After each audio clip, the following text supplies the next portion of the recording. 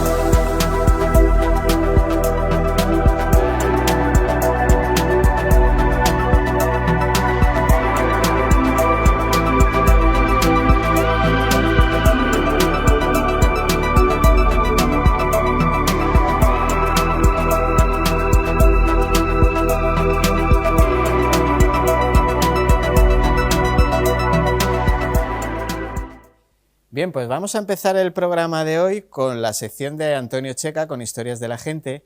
Este tema que vamos a tratar hoy, a mí me encanta, me chifla, lo vamos a dividir en dos partes, en este programa y el de la semana que viene, y yo creo que nos daría, vamos, para hacer casi toda la temporada de ellos. Bienvenido, Antonio. Bien hallado. Bueno, ¿de qué vamos a...? Viéndote vestido, ¿de qué nos vas a hablar? ¿De qué cree usted, caballero? No sé... Voy a lanzarme así un poco. Adelante. Bandoleros. Correcto, efectivamente, querido amigo. Vamos a hablar de algo, un mito que es brutal, fundamental de nuestra cultura, que son los bandoleros españoles, y los vamos a hablar desde el mito, pero también desde la historia. Y, por supuesto, desde esa gran serie que fue Curro Jiménez. Además que es un tema que a nosotros nos encanta. Yo sigo viendo Curro Jiménez de vez en cuando, sí, en la aplicación de televisión española, gran admirador de Sancho Gracia, sí, gran actor que también hizo el papel en La huella del crimen del Jarabo, que también lo trajimos en este programa.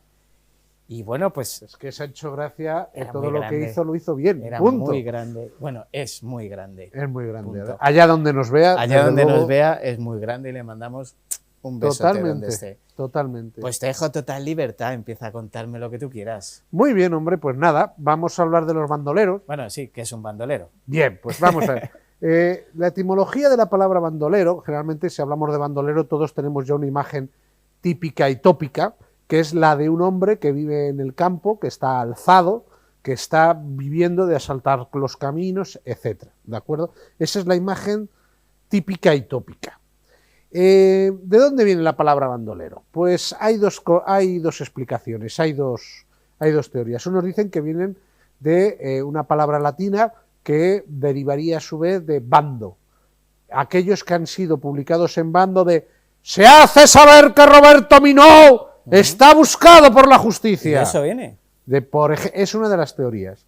Otra de las teorías dice que viene del catalán y vendría de aquellos que formaban parte de bandos o banderías, de grupos enfrentados los unos a los otros que luchaban por el control de un municipio, de un territorio, etc. En todo caso, bandolero, una persona que se supone que vive fuera de poblado, que vive en el monte, que vive en la sierra y que se dedica a vivir del pillaje, ya sea individualmente o colectivamente. ¿Y desde cuándo existen? Pues mira, el bandolero prácticamente existe en el Mediterráneo desde que existe historia, ¿de acuerdo? Braudel decía que el Mediterráneo era algo congénito al bandolerismo. Y esa serranía. Y en esa serranía, etcétera, etcétera. Yo, por ejemplo, una vez leyendo hace ya mucho, hoy día esto no lo diría ningún historiador, pero yo escuché decir a Viriato a fin de cuentas era un bandolero andaluz. Cosas de ese tipo. Hoy no lo diríamos, ¿de acuerdo? Pero evidentemente sí que es cierto que el bandolerismo ha existido siempre, como ha existido siempre actividades muy similares al bandolerismo, como es la cuatrería, el robo de ganado, o otras actividades más modernas con las cuales los bandoleros estaban más relacionados, que eran el contrabando. Aquí tenemos pues un grabado que refleja la edad, lo que se llamó edad de oro del bandolerismo, que es la primera mitad del siglo XIX, en el cual tenemos un bandolero con una pedazo jaca impresionante y protegido con una capa, y con eso se luchaba y con eso pues se combatía.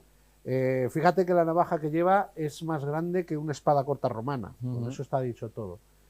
Entonces el bandolerismo ha existido prácticamente desde siempre, pero en todo caso existe una figura romántica, una figura bella, que se ha acuñado en el romanticismo. Lo que pasa es que yo como historiador, cuando empecé a investigar, me encontré con una cosa que me hizo sospechar que quizás la imagen romántica era totalmente equivocada. Esto que tenemos aquí es un grabado de lo que se llamó en Francia Le Grand Peur, el Gran Miedo.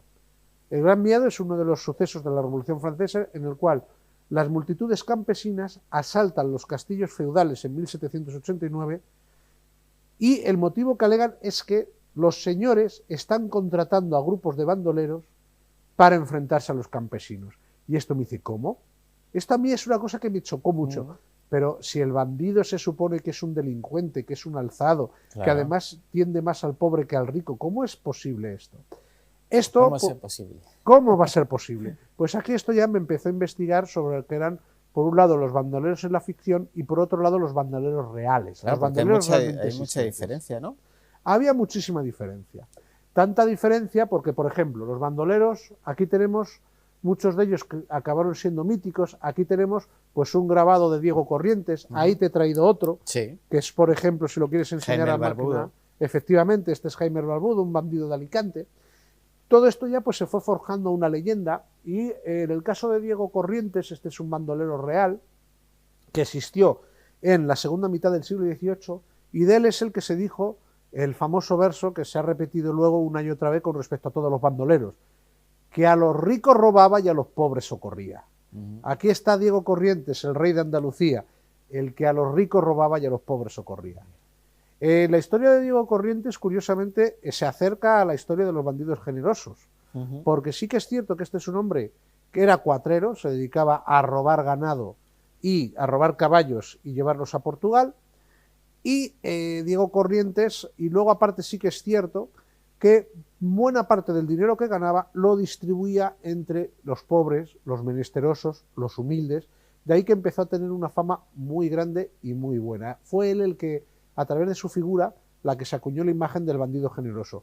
Yo anteriormente sí que te encuentras los bandidos en la cultura, los bandidos en la literatura, pero no tan generosos. No tan generosos en absoluto, más bien te aparecen siempre como gente temible o la que hay que temer. Aquí tienes una magnífica película del año 53 sobre Diego Corrientes, la pueden ver los espectadores en YouTube.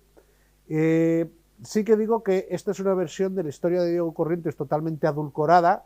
Diego Corrientes murió en la horca, pero aquí te lo pintan de otra forma totalmente distinta. Pero en todo caso sí que es una muy buena película porque además está rodada en escenarios naturales, como debe ser toda buena película de bandoleros. Sí. Y tienes unas escenas de cabalgadas y unas escenas de Andalucía en los años 50 impresionantes. Es quizás de las películas que yo he visto de bandoleros que más me han gustado y que mejor refleja la imagen mítica y tópica de lo que es el bandolero generoso o el bandolero bueno. Es que esa serranía tiene magia. Yo la recuerdo de... Bueno, yo soy de Algeciras, como hemos hablado muchas veces, y en los viajes a Algeciras, Madrid-Algeciras, era alucinante. Yo recuerdo ir y mi padre me decía, aquí se ha rodado no sé qué, y aquí estaban los bandoleros no sé cuántos, y aquí, claro, yo que tenía poca imaginación, yo ya me imaginaba todo aquello maravilloso, y es que es un lugar lleno de magia, lleno de magia y de mitología. Total, vamos, es que además hablaremos mucho de lo que ha supuesto los bandoleros andaluces actuales en la cultura andaluza actual, porque tienen un papel muy importante. Aquí vamos a seguir avanzando.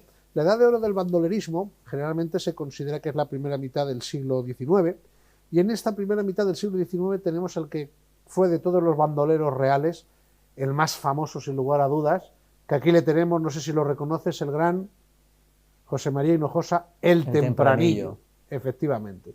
El Tempranillo fue un bandido y hay que poner un poquito en antecedentes. Cuando se produce la guerra de independencia, pues ya sabemos todos que el Estado se hunde, sí, se surgen las guerrillas, muchos exguerrilleros sencillamente ya no quieren volver al pueblo, no quieren volver a extraña. malvivir, no quieren volver a ser un jornalero. Le han pillado gusto al tema, le han pillado gusto a la guerra, le han pillado gusto, ya saben cómo sobrevivir en el monte y se quedaron en el monte. Tempranillo es posterior, porque Tempranillo no llegó a luchar contra los franceses, pero sí que es una figura de esa época y gente de su partida sí que luchó contra los franceses. Allá José María el Tempranillo consiguió ser quizás uno de los bandidos más fuertes y más poderosos. Llegó a tener una partida de 50 hombres. Es una barbaridad. 50 hombres. Si a Diego Corrientes se le dijo rey de Andalucía un poco, en fin, más que nada por licencia poética, Sí. en el caso de José María el Tempranillo sí que se llegó a decir que era el rey de la serranía y llegó a decirse: Fernando VII reina en España y en la sierra manda José María. Y fue así. De José María el Tempranillo tenemos otra magnífica película que es Llanto por un bandido, de Carlos Saura, protagonizada por Carlos Barral. Protagonizada por Paco Barral, perdón. Aquí de Francisco Barral. Aquí, desde luego, es quizás de las mejores películas de bandoleros que se han hecho y de las mejores películas españolas que se han hecho, sin más. Además, representa muy bien lo que es la evolución del personaje. José María el Tempranillo llegó a tener un dominio de la sierra bestial, brutal. De hecho, hubo un momento en que ya las acciones que hacía eran prácticamente acciones de guerra y se había convertido en un señor del territorio. Cuando hablamos de los bandidos hay un problema, que muchas de las fuentes que tenemos son como las que estás viendo ahí. Fuentes en las cuales la gente escribía y escribía lo que el lector quería oír. Claro. Pero, en fin, muchas veces las historias no sabemos si son inventadas o no. Hay bandoleros incluso de los cuales se duda su existencia. Por ejemplo, Tragabuches. Claro, Tragabuches, que fue un bandolero que además dice que fue torero. Sí. No está claro ni tan siquiera si existió. Ni que existiera. ¿De acuerdo? Ahora bien, de José María sabemos de sobra que existió. Sí.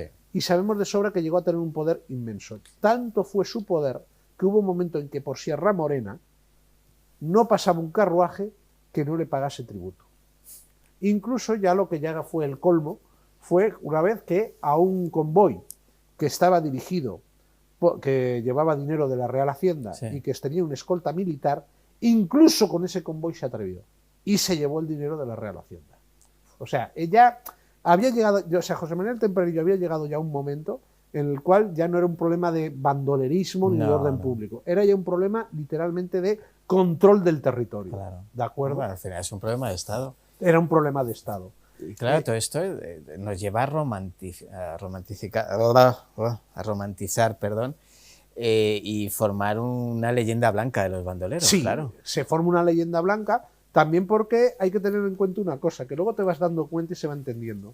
Por ejemplo, daban dinero a los pobres, repartían dinero a los pobres. Pero es que ese dinero que repartían muchas veces era compra de favores. Claro. Ellos eran gente que vivían en la sierra, no vivían en poblado o no debían vivir en poblado. Luego sabemos que había pueblos en los que sí que vivían en invierno y la gente les protegía. Sí, porque las condiciones no eran buenas. No eran las mejores. Pero en todo caso, esa gente que vivía, pues, ¿qué ocurre? José María el Tempranillo, Diego Corrientes y tantos otros repartían efectivamente mucho de lo que ganaban, pero con esto lo que hacían era pagar a sus enlaces, pagar a su gente, pagar favores. Tú piensas que una partida de 50, 60 hombres, como llegó a tener el Tempranillo, hay que alimentarlos. Hay que alimentarlos, necesitas toda una corriente, necesitas todo un montón de enlaces que te digan, va a pasar una diligencia, ten cuidado que van soldados, etcétera, etcétera. Sí, se creaba una red clientelar alucinante, ¿no? Había una red clientelar enorme de la cual luego hablaremos. Dentro de los bandidos de la época, y luego esa imagen generosa y esa imagen romántica, también José María el Tempranillo la cuidaba, era un hombre que supo cuidarla. Recibió a viajeros románticos, ingleses que viajaban por Andalucía, les hacía mucha gracia esto de ver un bandolero, y José María pues le recibía y se dejaba entrevistar por ello. Incluso la imagen que hemos sacado anteriormente es un retrato que le hizo un viajero inglés. También José María el Tempranillo tuvo cosas de romántico, ¿no? Por ejemplo, se decía de él que cuando entraba una diligencia y robaba una dama, decía cosas tan peregrinas como diciendo: señora, una dama tan bella no necesita esa sortija, démela usted, que yo se la daré a quien le haga falta. Con esos ojos, ¿para qué la quiere? Claro, te lo decía muy bonito, pero te robaba la sortija. Luego, aparte, José María el Tempranillo tiene un momento de su vida que realmente es impresionante, y también es cierto. y que yo honestamente siempre he pensado que en España el tema de los bandoleros lo hemos explotado muy poco. Ahora Sí, la yo creo verdad, que sí.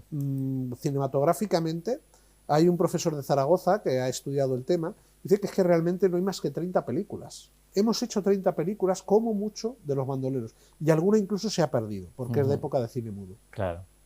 Bien, pues José María, por ejemplo, tuvo un momento que es una escena que en Grazalema la reproducen todos los años. En Grazalema hacen una fiesta, porque en Grazalema viven los descendientes de José María el Tempranillo. Y hacen una fiesta reproduciendo varias etapas de la historia de José María, del Tempranillo, y una de ellas fue cuando su mujer iba a dar a luz y él fue a verla. Él fue a verla todo emocionado para verlo.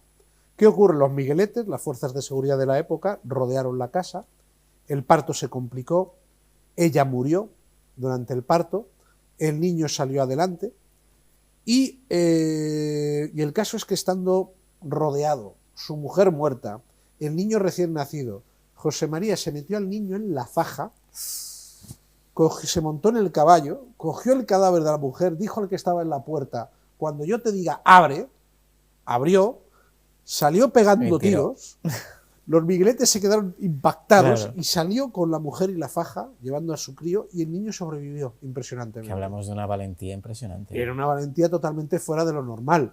El caso de José María el Tempranillo ya llegó a tal punto la cosa que hubo un momento en que se decidió pactar con él y con otros jefes de partida.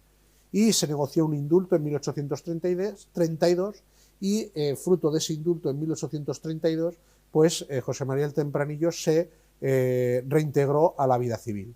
Las condiciones eran que no volverían a ser bandoleros y que contribuirían a la persecución de los que todavía quedaban en el monte. Fue precisamente persiguiendo a uno de estos que todavía quedaba en el monte cuando José María murió. El mito, pues, de bandolero por excelencia. Y nació el mito. Y ahí nació el mito de José María el Tempranillo. Tengo aquí la historia de la famosa Carmen de Triana. Cuéntame un poquito. Sí, porque es una historia que también tiene su relación. Es decir, Carmen de Triana todos la conocemos por la ópera de Merinet.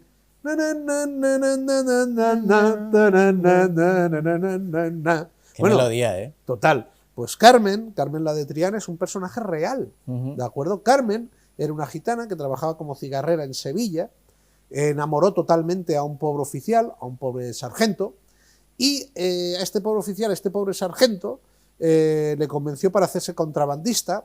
Aquel hombre que lo tenía totalmente todo. Pues hablamos de la Guerra de la Independencia. Es posterior a la Guerra de Independencia.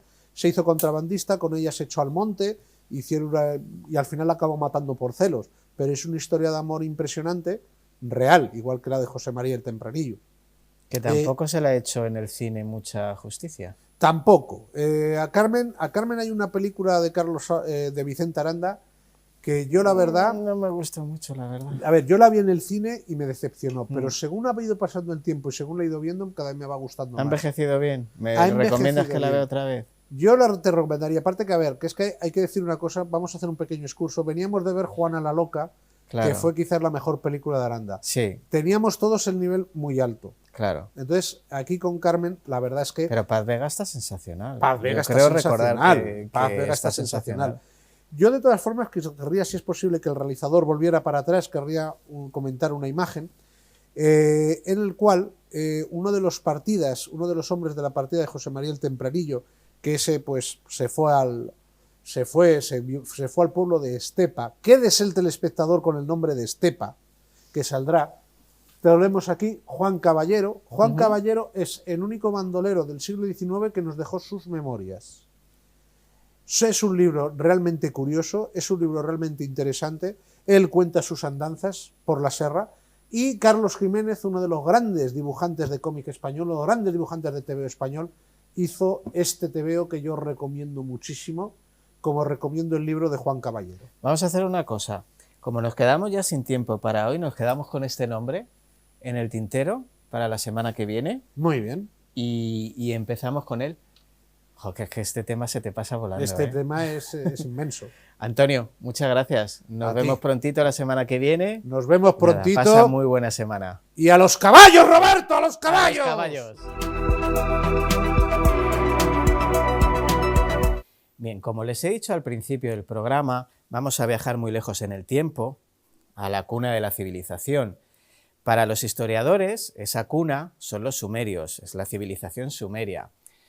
Bien, los sumerios eran un pueblo que vivían en el sur de Mesopotamia, cuya civilización prosperó más o menos entre el 4100 y el 1750 a.C.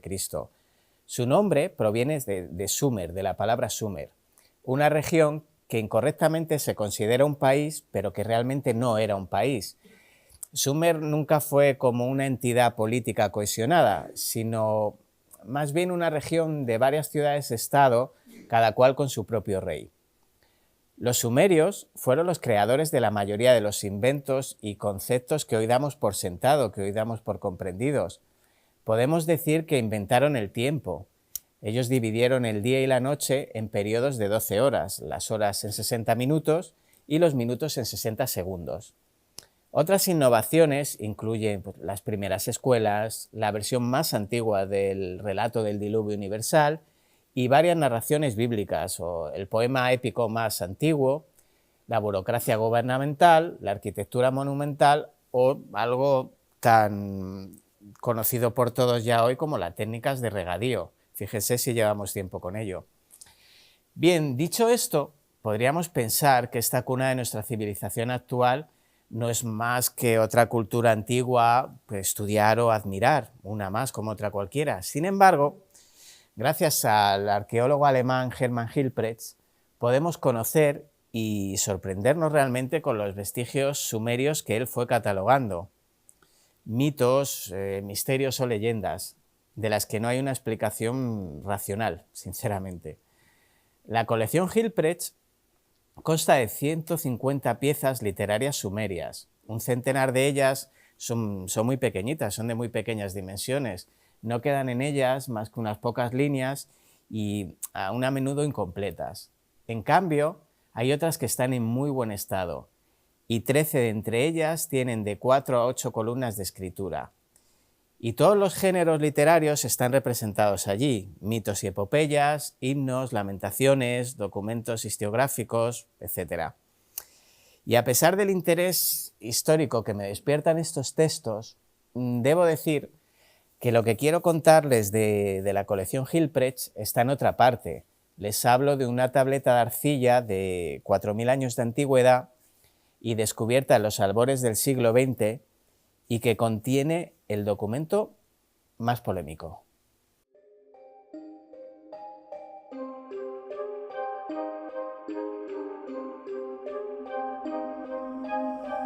El documento al que nos referimos da los nombres de 8 antiguos monarcas que cayeron del cielo y gobernaron durante casi 250.000 años.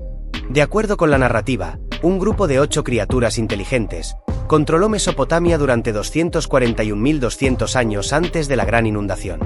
Los sumerios eran una civilización sofisticada que existió hace aproximadamente 7.000 años, entre los ríos Tigris y Eufrates en Mesopotamia, que finalmente se convirtió en Babilonia, y ahora son Irak y Siria.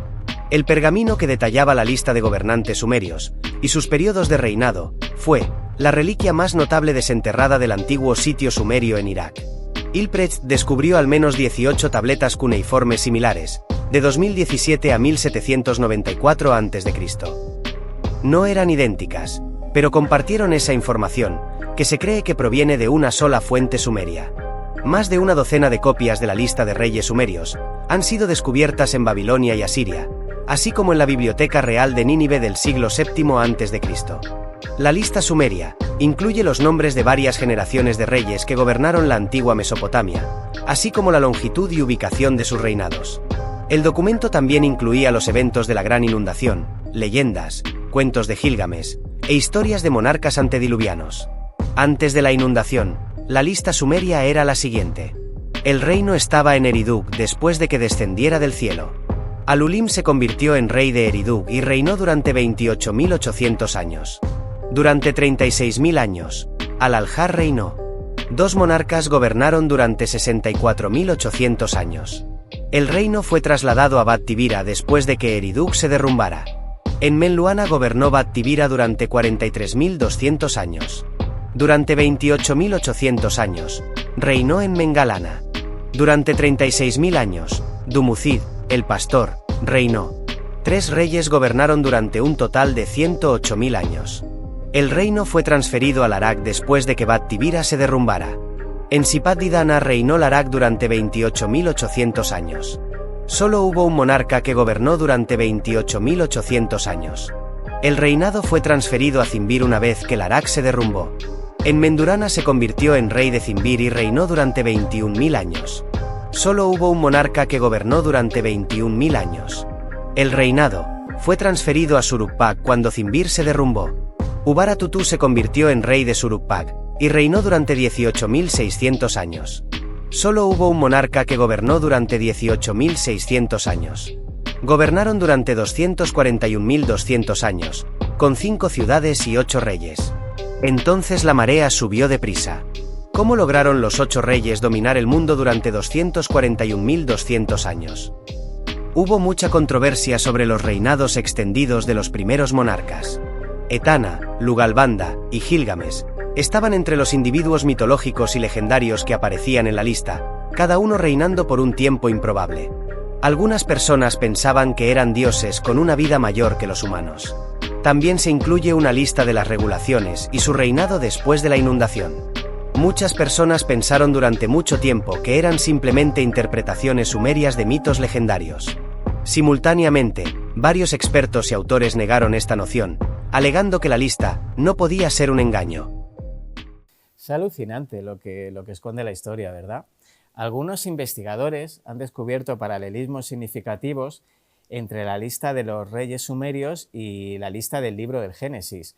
Por ejemplo, la lista cubría a los 8 monarcas que gobernaron durante generaciones antes del diluvio, así como las 8 generaciones que ocurrieron entre Adán y Noé antes del gran diluvio universal.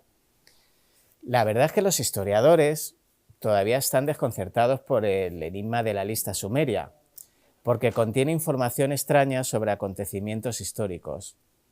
Hay autores que hablan de gobernantes que vinieron de las estrellas, otros de humanos prodigiosos en longevidad que vivieron con nosotros en esa antigüedad. Esta creencia no es una barbaridad realmente. En la nuestra, en la católica, según el capítulo 5 del libro del Génesis, Adán vivió 930 años, Set 912, Enos 905, Cainán 910 y Mahalalel 895, si no recuerdo mal. Luego Jared vivió 962, Enoc solo murió más joven, llegó a los 365. Matusalén alcanzó la cifra máxima de los 969 años, Lamec vivió 777 y finalmente, como nos cuenta el Génesis, Noé alcanzó los 950 años. ¿Quién los viviera? Pero es posible que la lista sea cierta y que esos dioses celestiales realmente vivieran y nos gobernaran durante tanto tiempo. Pues como dicen en ciertos pasajes antiguos, escrito está.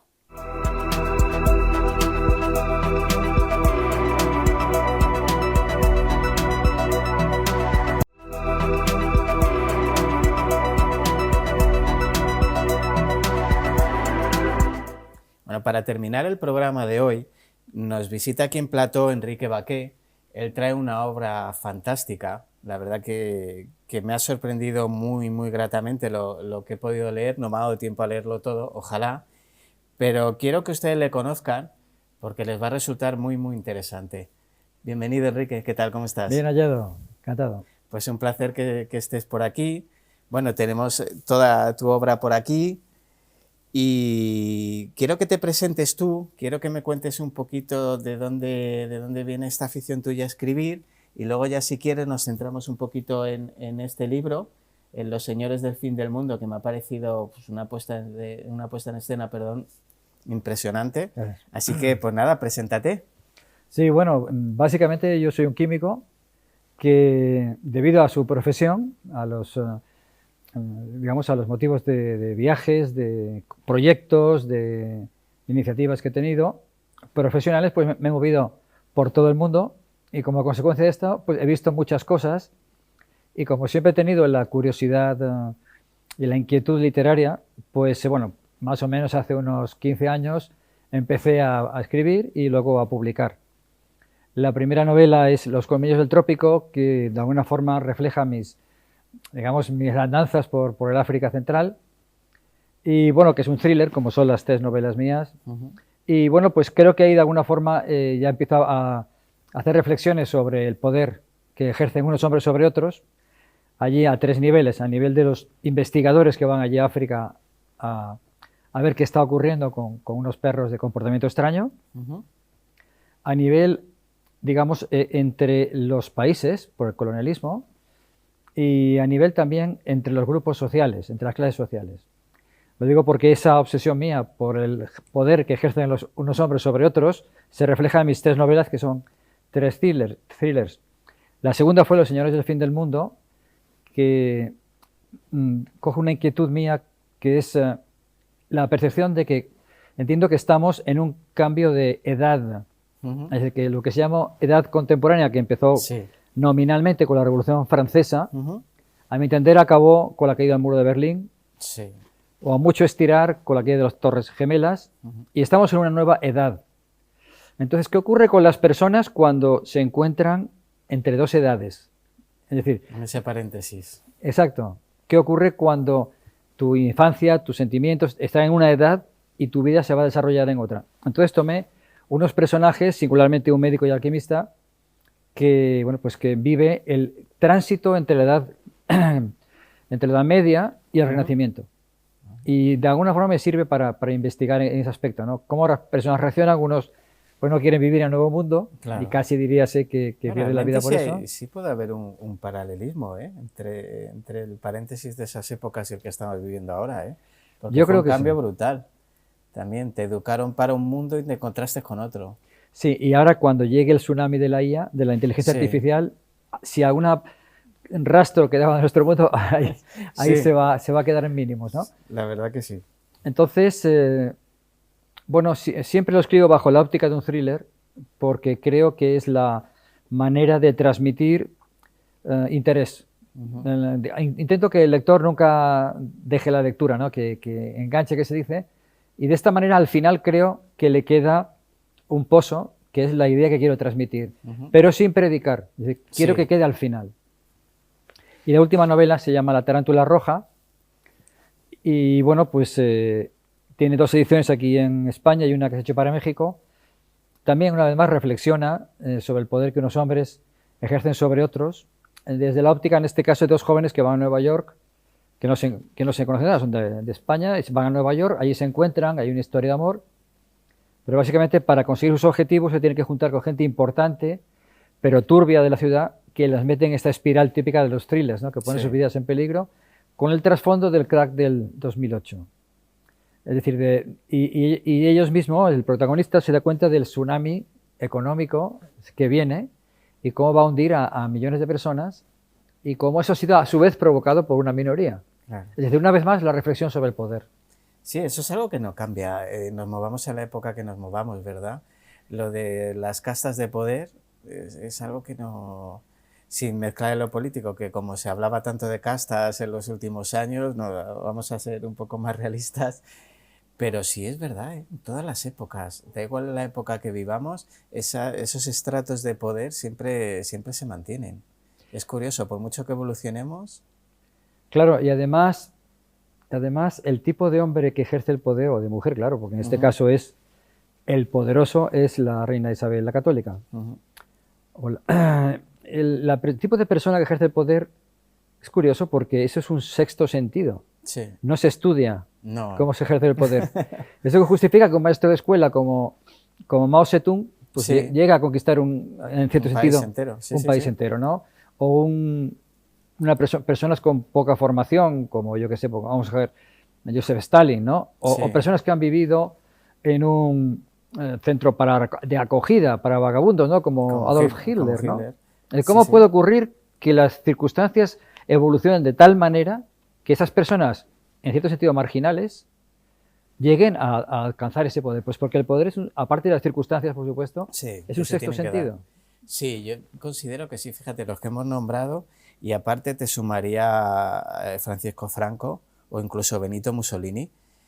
Hablamos de gente cuya característica principal es la falta de educación intelectual en la mayoría de los casos.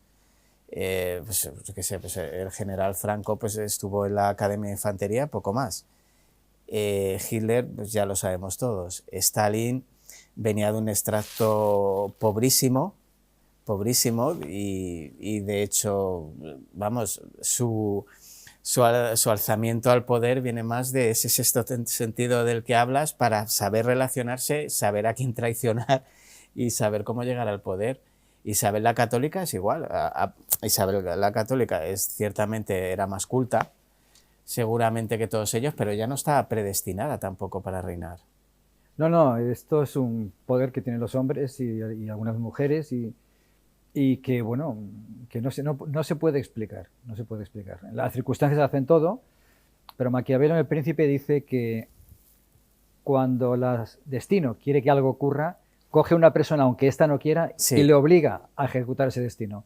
Eso justifica que personas como el general Franco, que cuando era joven, pues introvertido, nadie hubiese dicho que esta persona Para iba a ser nada, un dictador. para nada. Una voz aflautada. Sí, para nada. Tenía todos los elementos para no serlo. Y sin embargo, bueno, en el campo de batalla pues se transmutaba y luego está la circunstancia y luego el sexto sentido de saber qué hay que decir, cuándo hay que hacerlo Sí. y cómo hacerlo. Y estar en ese momento histórico que te necesita a ti, que te coloca a ti en ese escaparate. Yo siempre he pensado eso, que las telarañas del destino son muy caprichosas y claro, cuando analizas la vida de todos estos personajes, es que ninguno estaba predestinado a ser lo que fue, ni muchísimo menos, ni de lejos, ni de lejos. Bueno, me has dicho que Los Señores del Fin del Mundo transcurre la época de Isabel la Católica. Sí. Cuéntame un poquito, hazme un poquito de spoiler. Bueno, la historia está contada desde el punto de vista del ayudante de un médico de la ficción, un médico árabe que vive en Córdoba. Y bueno, en el momento determinado él entra de ayudante y bueno, como digamos, es un emir, o sea, digamos un príncipe, por así decirlo, aparte que tiene fama de médico milagroso, bueno, pues lo llaman para un problema que tienen los calatravos en el campo de Calatrava, pues una mujer que está a punto de morir y que no saben el remedio. Y este médico, que es médico y alquimista, que conoce los venenos, que conoce las destilaciones, bueno, pues digamos que enseguida sabe por dónde tiene que ir, ¿no? Pero bueno, como ocurre en mis novelas, lo que aparentemente es una mera visita o una misión, o como en los comillos trópicos, relativamente sencilla e inocua, bueno, pues todo se complica. Los calatravos están en guerra civil entre ellos, ellos sin querer se meten por medio y bueno, pues todo ocurre muy trágicamente, entonces ellos tienen que desplazarse por otras partes del Mediterráneo, llegan incluso al actual Pakistán y el protagonista, que insisto es un ayudante de un médico, no es un médico, lo que va haciendo es, él quiere explicarse el mundo, entonces dice, ¿cómo lo hago? Porque yo, claro, empieza a viajar con el médico y se da cuenta de que lo que en un país es sagrado, en el otro se ríen. Claro, sí. Lo que en un país es moral, en el otro es inmoral. Entonces, ¿cómo puedo saber la esencia del mundo si allá donde voy es todo variable? Entonces dice, bueno, me voy a fijar en las religiones, dice. Porque las religiones, de todas las modas y de todas las tendencias, son aquellas que algo tienen, puesto que han cristalizado en la mente en el corazón de las personas. Y que son más inamovibles, en teoría. Claro, bueno, pero algo deben tener cuando no pasan de moda. Sí. Entonces, a lo largo de su periplo, pues investiga el paganismo, por supuesto el cristianismo, el islam, investiga el hinduismo, investiga el taoísmo, porque también llega al límite con la China. Y bueno, pues llega a sus propias conclusiones, ¿no? de cómo es el mundo, ¿no? Pero eso, si me permites... Sí, no, eso no me lo digas, eso que lo lean, Me has hablado de la alquimia, tú como químico conocerás bastante del tema. A mí la alquimia me parece uno de los enigmas más interesantes de toda nuestra historia. Sí. Cuéntanos, vamos a empezar por el principio, para quien no lo sepa, ¿qué es la alquimia? Bueno, la alquimia es un conjunto de saberes que se puede interpretar desde 5 o 6 grados distintos, ángulos distintos. El más sencillo sería una protociencia, es decir, no es una ciencia todavía porque el alquimista no seguía el método científico, todavía, insisto, pero sí que desarrolla un conjunto de saberes que luego se concretan o en cuestiones técnicas o en algo que ya se puede decir que es casi científico. En el siglo VIII, es largo de explicar, porque la alquimia que empieza, la occidental, que empieza probablemente en Egipto, luego cuando llega el periodo helenístico, los griegos, digamos, se enzarzan en ella, luego los romanos heredan esta herencia, esta sabiduría, pero luego, con la queda del Imperio Romano, la alquimia pasa a los árabes, como tantas cosas. Sí. De hecho, la filosofía griega pasa a los árabes y luego vuelve a Occidente a través de los árabes. Por ejemplo, los comentarios de Aristóteles vienen a través de Averroes, que es cordobés. Sí. Quiere decir que una cosa increíble es que la filosofía griega antigua, la clásica, tiene que hacer un círculo completo para volver a Occidente. Claro. Y la alquimia no es diferente en ese aspecto. Entonces, en el siglo VIII, que probablemente sea el siglo de oro para los árabes, en todos los sentidos, científico, técnico y literario, ya hay dos químicos, los alquímicos, que sobre todo uno que desarrolla un... con tu permiso voy a buscar el nombre porque me gustaría hacerle un pequeño homenaje. Claro que sí.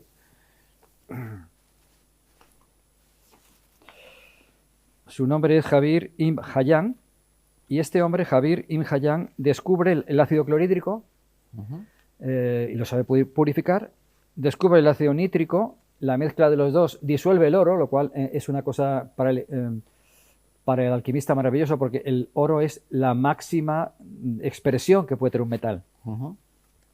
Y este hombre además, bueno, pues descubre el alambique, que permite luego las destilaciones. Es decir, que desarrolla la química, todavía insisto, no como una ciencia, sino más bien como una técnica, pero hace un gran desarrollo. A partir de digamos, de esta labor primigenia, luego se desarrollan muchos aspectos que luego se han utilizado. Se desarrolla, por ejemplo, desde el cómo obtener elementos puros, el fósforo se obtiene puro, cómo obtener, digamos, una temperatura regular en tus investigaciones, cómo obtener una temperatura. Entonces se inventa el baño María. Paracelso dice que no hay que preocuparse por buscar el oro, hay que buscar las medicinas, digamos, que mejoren la salud humana, y que eso también la alquimia lo puede ofrecer, y que muchas de ellas son minerales. Hoy lo tenemos claro, que los minerales ayudan a la salud humana, pero en aquella época no era tan fácil de verlo. No, obviamente. Entonces, bueno, quiero decir que el impacto de los árabes es enorme. Luego está Al-Razi. Al-Razi lo que hace es destilar el vino, cosa que en el mundo árabe ya sabes que no está bien visto, me refiero al vino. Sí, el vino. Y obtiene el etanol, o el alcohol etílico, que en la época de nuestro médico, que es el siglo XV, ya había pasado la mejor época para la medicina árabe, ya había nacido y había vivido Arnau de Vilanova, que es, bueno, es un médico valenciano, aunque hay que decir que los de Teruel también se disputan su nacimiento, pero bueno, básicamente se tiene por valenciano. Sí. Y este Arnau ya es el punto de inflexión que hace que, digamos, es la medicina occidental la que tome la iniciativa, la delantera. Hasta entonces eran los médicos árabes. Sí. El gran Ibn Sina o Avicena, y bueno, pues médicos cordobeses, en fin, quiero decir que el mundo médico era árabe, y tener un médico árabe para los... Era prestigioso. Claro.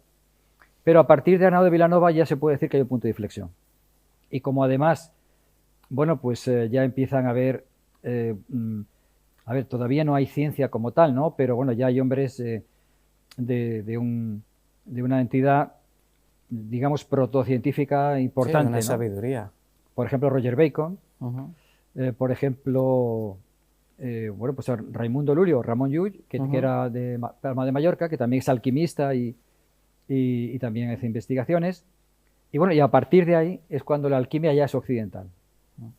Yo sé, la alquimia, yo siempre he tenido la impresión que es muy maltratada en el cine, en la literatura, como un arte oscura, como la búsqueda siempre de algo escondido. Yo creo que deberíamos acabar con ese mito. Hombre, también lo de la búsqueda de la piedra filosofal para convertir todos los minerales en oro, etcétera, etcétera. Entonces yo creo que la alquimia, que es la preciencia actual, podemos decir, Sí, sí. no se merece esa mala fama, ¿verdad? A ver, es que está todo tan imbricado que cuanto más estudias, más gordiano se hace el nudo. Sí. Es difícil establecer un criterio. Porque, ¿sabes? Hay algún alquimista famoso que dice algo que nos parece una chorrada Ujú. y luego resulta que es verdad. Claro. Y viceversa. Hay montones de palabrería Sí. que incluso ha servido a veces para fraudes, ¿no? Ujú. Por ejemplo, a Carlos II, llamado el hechizado, Ujú. el último de los reyes austrias en España, pues va a verlo un alquimista y le hace beber unas pócimas. Sí, pero es que eso no tenía solución. No tenía, no, ya, pero que tampoco había ninguna seguridad de que aquello no fuese incluso contraproducente. Claro, sí, sí. Entonces, esa mezcla de elementos de avance, de elementos digamos, positivos, ¿no? Incluso de intuiciones geniales, algunas de ellas, que tienen, junto con la búsqueda, digamos, material, ¿no? Del bill metal, por así decirlo, Sí. para hacerse rico, Ujú. pues esa mezcla no se puede separar. Por eso Claro. es muy difícil establecer una diferencia. Hay que tener en cuenta una cosa. O sea, yo tengo por criterio, y me gustaría expresarlo, no reírme de los antiguos, No, en absoluto. Eso me parece un error grotesco, de ¿verdad? hecho. Porque, por ejemplo, bueno, hay quien dice, un científico como Newton, por ejemplo, pues menos mal que seguía el método científico. Sí. Bueno, es que Newton también era alquimista. Sí. Quiero decir que la alquimia, inicialmente, cuando es considerada, digamos, honestamente, es un deseo de abarcar el conocimiento del mundo, de la esencia del mundo. Primero, de la esencia, y segundo, de la purificación. Es decir, que el ser humano llegase a un estado de pureza lo más alto posible, lo más Claro. elevado posible, tanto en la salud como en su espíritu. Ujú. Entonces, Eso es. hay un paralelismo entre el intento de purificar los elementos y llevarlos al oro, que sería la máxima expresión, y hay otro intento de transmutar al propio alquimista para que alcance digamos, una espiritualidad superior. Un estado áureo, digamos, del Y alma. eso está todo mezclado. Claro, es que al final pues, todas las disciplinas pues tienen estafadores, tienen gente buena y tiene gente mala. Siempre es más atractivo el lado oscuro de las cosas. No lo vamos a negar, el lado místico, el lado misterioso. Pero la verdad que a mí siempre me ha parecido una ciencia por el avance del hombre, o sea, por el avance del ser humano. Sí, vamos a ver. Es que, a ver, el método científico, qué duda cabe de que como método es el que ha hecho posible la ciencia moderna. Ujú. No cabe duda. Y es un gran, digamos, es un gran logro intelectual. Pero también es una cesión, Claro, en un sentido, y es el que voy a decir. El alquimista quiere captar la realidad del mundo completa. ujú, Por eso muchas veces se mete en misticismos, o se mete exactamente. en religiones, o se mete en cuestiones de tipo esotérico. Sí, es más espiritual al final.